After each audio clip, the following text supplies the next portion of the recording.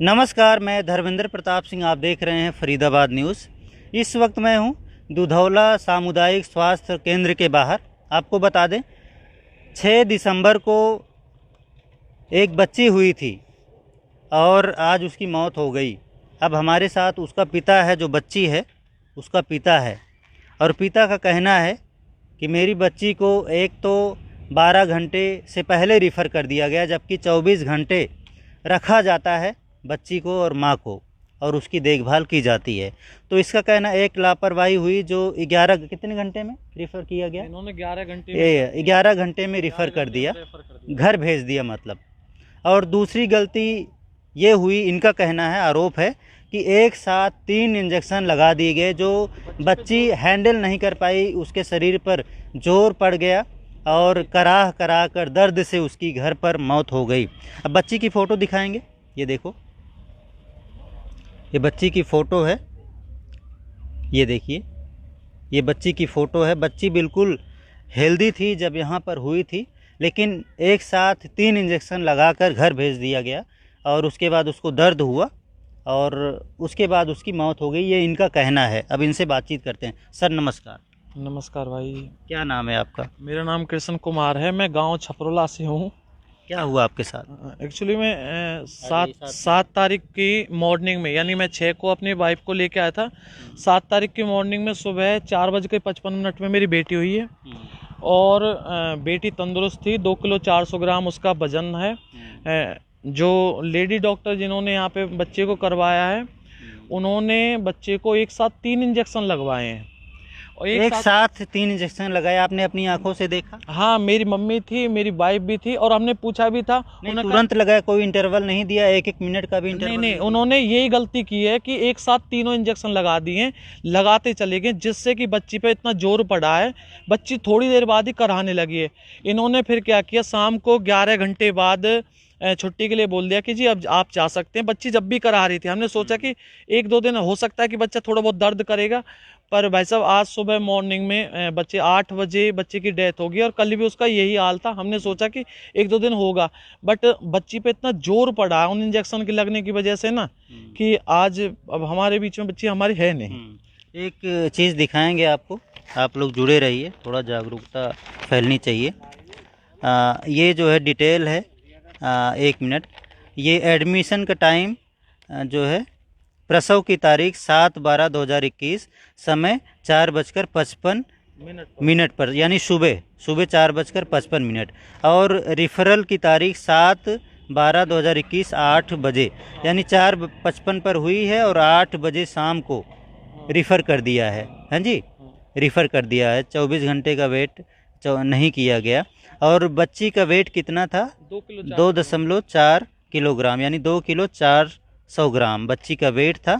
और यहाँ पर बच्ची जो है स्वस्थ हुई थी, माँ को तो कुछ नहीं हुआ? नहीं, माँ स्वस्थ है, बच्ची भी स्वस्थ थी। बच्ची रोई है, बच्ची को हमने दूध से भी लगाया, बट जो इन्होंने इंजेक्शन लगाए ना, उसकी वजह से बच्चे की डेथ हुई है भाई साहब। अब आपको बताते हैं, अभी हमने अंदर के जो डॉक्टर्स हैं और जो सीएमओ साहब हैं, विजय कुमार, क्या नाम है, विजय यादव नाम हाँ, है? विजय यादव जी से बातचीत की, और जो एक डॉक्टर हैं, जो लेडीज़ डॉक्टर हैं, उनसे भी बातचीत की। उन्होंने बोला हम सब को एक साथ इंजेक्शन लगाते हैं। और कौन सा इंजेक्शन लगाते हैं? हेपेटाइटिस बी का, विटामिन के का और BCG का। ये इंजेक्शन ये एक साथ ही लगा देते हैं जितने भी बच्चे होते हैं। अब पता नहीं क्या गाइडलाइंस है, लेकिन हमने जब गाइडलाइंस पढ़ी तो उसमें लिखा था हेपेटाइटिस बी का इंजेक्शन आप एज सून एज पॉसिबल, यानी 12 घंटे से पहले आप उसको लगा सकते हैं, मतलब उससे बाद में लगेगा भी नहीं।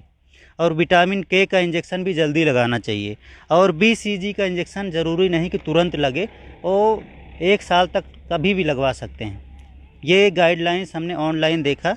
अब पता नहीं इनके पास क्या गाइडलाइंस आई है WHO की, कि इन्होंने एक साथ ही सबको इंजेक्शन लगाना शुरू कर दिया है।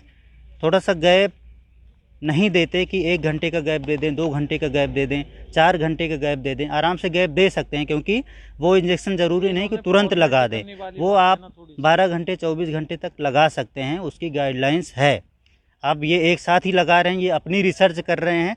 अब इनकी रिसर्च पर WHO को ध्यान देना चाहिए, सरकार को ध्यान देना चाहिए। इनकी तो बच्ची चली गई, इनकी रिसर्च पर जो एक साथ इंजेक्शन तीनों लगा दे रहे हैं। ये भी नहीं देखते बच्ची का वेट कितना है, क्या वो हैंडल कर पाएगी, उसकी बॉडी उसको संभाल पाएगी, जो इंजेक्शन की डोज होती है वो हैंडल कर पाएगी कि नहीं, ये सब पता नहीं देखते हैं या नहीं देखते। कह रहे हैं WHO की गाइडलाइंस है और हम एक साथ ही लगाते हैं और किसी को कुछ नहीं होता, जबकि इनका कहना है मेरी बच्ची तो चली गई आपके रिसर्च के चक्कर में। तो हमने आपको इंजेक्शन के नाम बता दिए हैं, और अगर आप कुछ भी जानते हैं, कोई आपको एक्सपीरियंस है, कोई आप डॉक्टर हैं, आप बताना चाहते हैं तो कमेंट बॉक्स में बताइए, क्या ये तीनों इंजेक्शन एक साथ लगाए जाने चाहिए? वो भी बच्ची का वेट 2.4 किलोग्राम है, पूरा वेट भी नहीं है, हल्का वेट है, और तीनों इंजेक्शन एक साथ लगा दिए, थोड़ा सा भी गैप नहीं दिया कि 2 घंटे 4 घंटे 5 घंटे का गैप दे। फिर से इंजेक्शन का नाम बताता हूँ, हेपेटाइटिस बी, विटामिन के और BCG, ये तीनों इंजेक्शन है। और इसकी रिपोर्ट भी निकलवाई जाएगी, इसकी RTI लगवाई जाएगी कि इस इंजेक्शन को लगाने की गाइडलाइंस क्या है, कहाँ लिखा है कि तीनों इंजेक्शन एक साथ ही लगा दो बच्चियों को, उनका वेट कुछ भी हो। बाकी यहाँ पर फैसिलिटी ठीक है, बच्ची माँ की देखभाल की जाती है और बेड वगैरह भी हैं, और डिलीवरी भी नॉर्मल हुई थी मेरे ख्याल नहीं से। देखो, फैसिलिटी सारी है, नॉर्मल डिलीवरी हुई है, मैं उस चीज़ के लिए मैं नहीं बोल रहा हूँ, यहाँ स्टाफ अच्छा है, बट इन्होंने जो एक साथ 3 इंजेक्शन लगाए हैं, बच्चे पे इतना जोर पड़ा ना। आप ये सोचो कि यार 1.5-2 घंटे पहले बच्चा हुआ, उसको एक साथ 3 इंजेक्शन आप लगा रहे हो एक ही नस पे, बच्चा कहाँ मतलब सर्वाइव कर पाएगा? बच्चा कराने के दौरान अब ये लगा लो, अब आज तीसरा दिन है बच्चे की, बस हो गया, बच्ची की ख़त्म हो गई जो है। छपरौला गांव में आप रहते हैं, तो हमने आपको ये रिपोर्ट दिखाई है, ये एक जागरूकता फैलाने के लिए भी और सावधान करने के लिए भी ये रिपोर्ट है कि जो भी एक साथ इंजेक्शन लगा रहे हैं नवजात बच्चों को, नवजात बच्चियों को, वो थोड़ा ध्यान दें। जो गाइडलाइंस है, आप अपना भी दिमाग लगा सकते हैं कि 1-2 घंटे गैप दे दो।